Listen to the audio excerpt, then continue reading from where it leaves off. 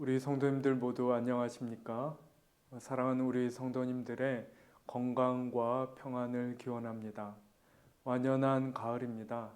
선선한 바람이 우리를 시원케 하는 것처럼 오늘 우리에게 주시는 하나님의 말씀이 안팎으로 답답하기 짝이 없는 이 상황 속 우리의 심령을 새롭게 하시고 힘 더하여 주시기를 간절히 소망합니다. 저희가 함께 받는 하나님의 말씀은 갈라디아서 3장 19절에서 29절의 말씀입니다. 제가 하나님의 말씀을 받들어 읽겠습니다.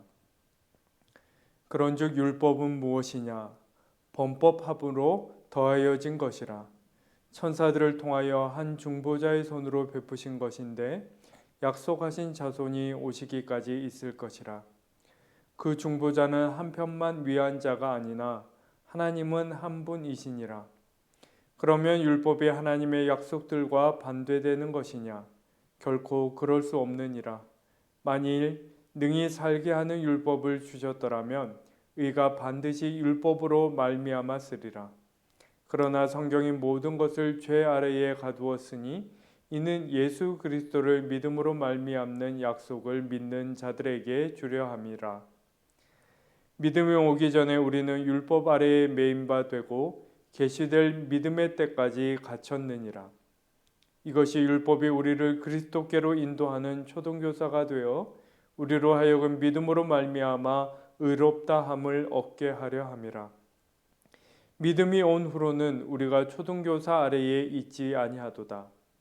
너희가 다 믿음으로 말미암아 그리스도 예수 안에서 하나님의 아들이 되었으니 누구든지 그리스도와 합하기 위하여 세례를 받은 자는 그리스도로 옷 입었느니라. 너희는 유대인이나 헬라인이나 종이나 자유인이나 남자나 여자나 다 그리스도 예수 안에서 하나이니라. 너희가 그리스도의 것이면 곧 아브라함의 자손이요 약속대로 유업을 이을 자니라. 아멘. 앞서 3장 1절은 우리 성경은 어리석도다 갈라디아 사람들아 이렇게 점잖게 번역하였지만 바울은 사실상 갈라디아 교인들을 가리켜 정신 나간 인간들아 하고 운을 떼고 있는 것이나 마찬가지입니다. 일찍이 바울은 갈라디아 지방에 당도해서 자신이 하나님을 만나서 얻은 구원과 그 도를 전하였습니다. 갈라디아서가 드러내는 이 구원의 특징 중에 하나가 바로 자유입니다.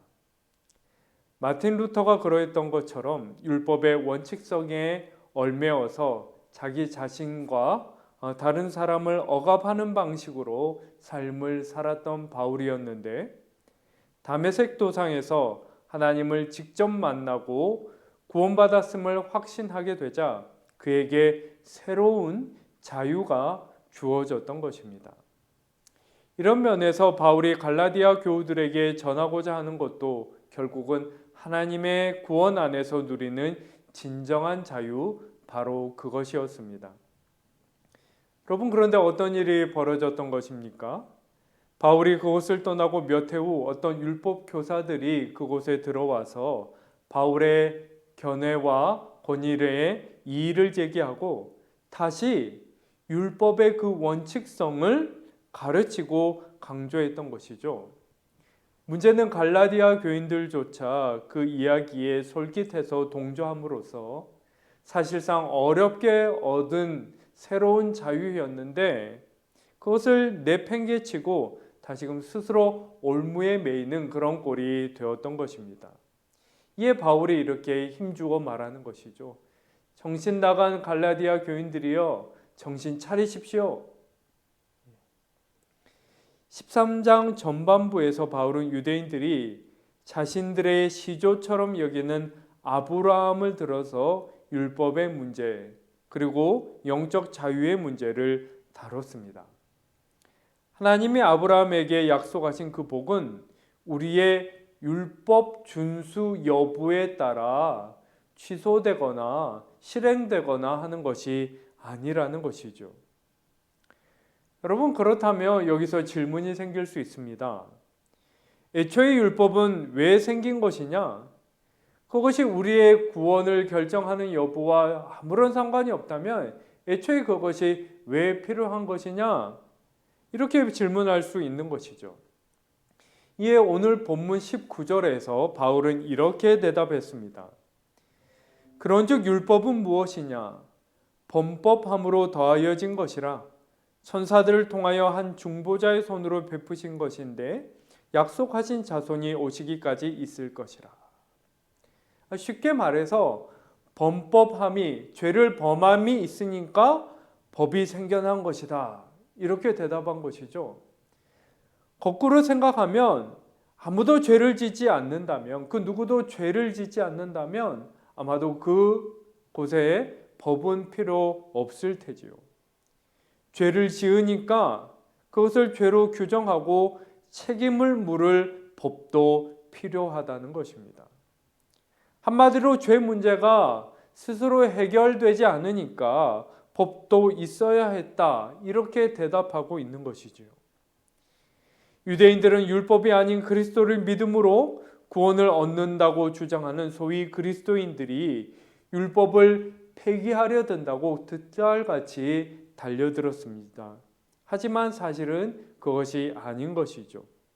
바울조차 한 번도 율법을 없애버려야 한다는 그런 취지로 말한 적이 없는 것입니다. 여러분, 여기까지 분명하게 정리가 된다면 이번에는 우리가 유대인들에게 되묻고 싶은 것이 있습니다. 그렇다면 여러분은 율법이 정말로 우리를 구원한다고 믿습니까?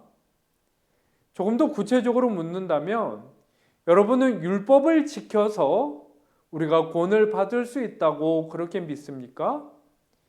죄를 죄로 드러내는 그 율법을 여러분은 완전히 피할 수 있습니까? 그것으로부터 완전히 자유합니까? 정말 그렇습니까? 이렇게 따져 묻고 싶어지는 것이죠. 여러분, 굉장히 중요한 대답이 될 것입니다. 율법을 강조하고 그것을 지키려고 애쓰는 것과 그것을 통해 구원을 받는 것은 전혀 다른 문제입니다. 그런데 지금 유대인들, 특별히 율법주의자들이 거기에까지 생각이 미치지 못하고 있는 것이지요. 율법에 워낙 충실하다 보니까 마치 그것에 완전한 것처럼 스스로 착각하게 되어버린 것입니다. 하지만 정말 티 없이 투명한 율법의 거울로 자신을 비춰보게 된다면 아무도 그 앞에 당당하게 설 수 없는 것이죠. 여러분, 율법에 하자가 있는 것이 아닙니다. 문제는 거울 앞에 서게 될 사람들에게 있는 것이지요. 그리고 이해하기 까다롭지만 매우 중요한 구절 20절이 나옵니다. 중보자는 한편만 위한 자가 아니다. 하지만 하나님은 한 분이시다. 금방 의미가 와닿지 않지요? 여러분, 중보자는 어떤 역할을 하는 사람입니까? 두 사람 사이에서 이편 저편 다 상대하면서 그 둘을 이어주는 사람이 중보자이지요. 그런데 이것이 율법의 방식이라는 것입니다. 여러분, 율법의 방식 안에서 우리가 하나님께 나아가려면 몇 개의 단계를 거쳐야 합니까? 19절부터 보시면 처음 하나님이 그것을 천사에게 건네주셨습니다. 그리고 그 천사가 다시 모세에게 그것을 건네주고, 그리고 마지막에 마침내 그 모세를 통해 우리가 율법을 받게 되었던 것이죠. 그러니 이렇게 보면 하나님을 만난, 하나님께 나아가는 그 길 위에 몇 개의 단계가 있는지를 우리가 헤아려 볼 수 있는 것입니다. 그런데 이어서 바울은 이렇게 말하고 있습니다. 그러나 하나님은 한 분이시다. 여러분, 아브라함의 언약이 특별한 까닭이 어디에 있습니까? 모세와 비교했을 때 그 대단한 모세조차 율법을 받을 때 천사를 통하여, 그러니까 모세조차도 중보자를 두고 율법을 받았던 것이죠. 근데 아브라함은 어떻게 하나님의 복을 받았던 것입니까? 아무런 중재자도 받지 아니하고 두지 아니하고 하나님으로부터 직접 그 복을 받았던 것이죠. 한 사람이 그러한 아브라함의 진정한 믿음의 후손이라면 그 후손에게도 아브라함과 똑같은 일이 벌어진다 하는 그 얘기를 하고 싶어 하는 것입니다. 그 일이란 것이 무엇입니까? 중재자를 거치지 않고 하나님을 직접 대하며 삶 가운데 하나님과 직접 동행하는 삶이 가능하다는 것이죠. 하나님은 한 분이시다. 중재자가 필요 없는 그런 분이시다. 지금 그 얘기를 하고 있는 것입니다. 그리고 이렇게 새로이 허락된 은혜를 가장 극적으로 표현하고 있는 것이 바로 26절인데 너희가 다 믿음으로 말미암아 그리스도 예수 안에서 하나님의 아들이 되었느니라. 여러분, 예수님이 이 땅에 오셔서 우리에게 몸소 보여주신 것의 핵심이 어디에 있습니까? 우리와 똑같은 조건 속 삶이었지만 이러한 삶의 조건 안에서도 하나님과 동행하는 삶은 율법과 같은 중재자를 두지 아니하고 하나님을 직접 알고 그 하나님과 더불어 삶은 얼마든지 가능함을 몸소 보여주신 것, 그것이 예수님이 이 땅 가운데 우리에게 보여주신 삶의 핵심 중에 핵심인 것이죠. 근데 여러분, 하나님과 예수님의 관계, 아버지와 아들의 관계는 율법을 통한 그런 계약적 관계가 아닙니다. 여러분, 그것은 우리가 흔히 사용하는 표현으로 혈연적 관계입니다. 여러분, 예수님 같은 분만 하나님에 대하여 그 직접적인 관계, 그 혈연적 관계를 주장하실 수 있을 것 같은데 그 예수님이 지금 뭐라고 우리에게 말씀하신다는 것입니까? 나의 하나님과 너희의 하나님은 한 분이시다. 나의 아버지가 곧 너희의 아버지시다. 바울이 그것을 어떻게 해요? 예수 그리스도 안에서 우리 모두가 하나님의 아들이 됩니다. 이렇게 극적으로 표현하고 있는 것이죠. 그리고 이어서 바울은 그것을 세례와 연관짓습니다. 여러분 27절을 보시면 바울이 세례에 대해서 얘기하고 있는 것을 우리가 볼 수 있는데 그렇다고 해서 이 구절을 통해 바울이 그러니 여러분 반드시 세례를 받으셔야 합니다 하고 권면하고 있는 것이 아닙니다. 누구든지 그리스도와 합하기 위하여 세례를 받은 자는 그리스도로 옷 입었느니라 하는 이 말의 뜻은 그 당시의 세례식의 이미지에 빗대어 얘기하고 있는 것인데 여러분 이 바울 당대의 세례식이란 것은 늘 물가에서 이루어져서 수세자가 허리춤까지 물이 허리춤까지 올 때까지 물속으로 들어가서 실제로 세례를 베풀 때에는 아예 다른 사람의 도움을 받아서 뒤로 눕히는 것이죠. 수세자가 물속으로 완전히 들어갔다가 나오는 경험을 하게 되는 것입니다. 여러분 우리의 몸이 물속에 잠기면 어떤 일이 벌어집니까? 우리의 온 몸이 이를테면 숨 쉴 틈이 없을 정도로 물에 감싸이게 되는 것이죠. 여러분 27절이 말하는 것이 정말 무엇입니까? 우리의 존재가 그렇게 세례받는 것처럼 예수 그리스도로 숨 내쉴 틈도 없을 만큼 완전히 둘러싸여야 한다. 그 말을 하고 있는 것이죠. 서로 구분할 수 없을 만큼 예수님과 완전히 연합되어야 한다. 하나가 되어야 한다.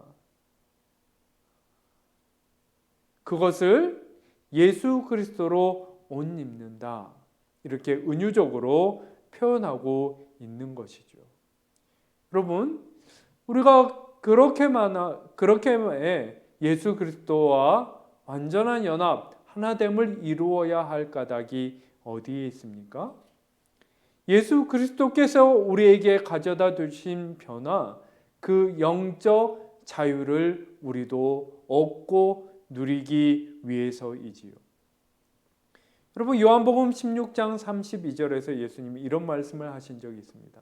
보라, 너희가 나를 홀로 두고 흩어질 때가 있나니 벌써 그때가 왔도다. 그러나 내가 그러한 때에도 혼자 있는 것이 아니라 아버지께서 나와 함께하고 계시느니라.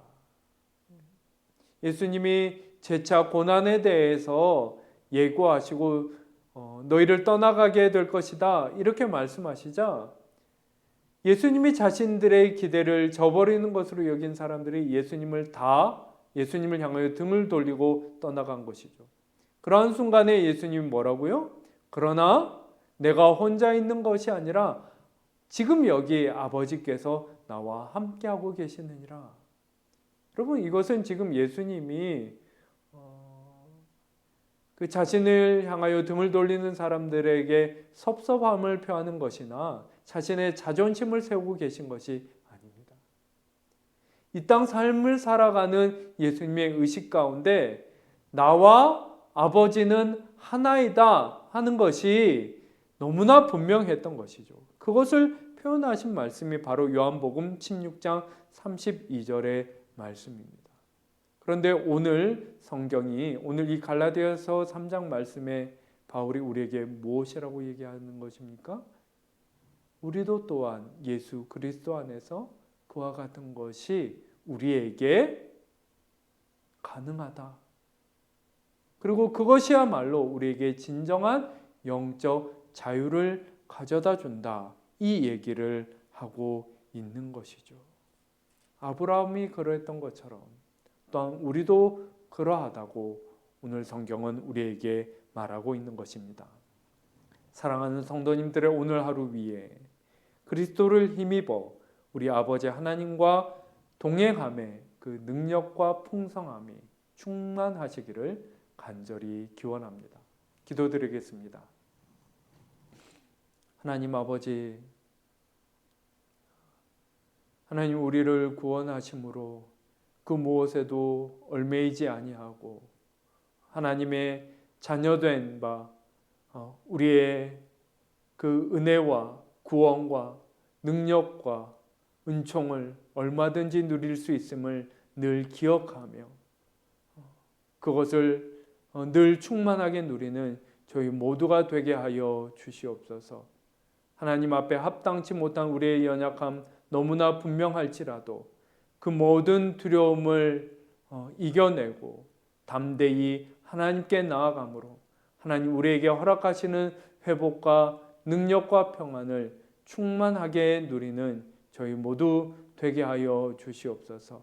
코로나로 말미암아 이 답답한 상황이 너무나 오래도록 지속되는 가운데 끊임없이 회의하며 믿음이 잦아드는 이러한 순간에도 주님 우리에게 이미 허락하신 그 은혜가 얼마나 크고 놀라운지를 기억함으로 믿음 안에 하나님 앞에 부끄러움 없이 하나님의 은혜를 충만하게 누리는 모든 영험의 권속들 되게 하여 주옵소서. 감사드리며 귀하신 예수 그리스도의 이름으로 기도하옵나이다. 아멘.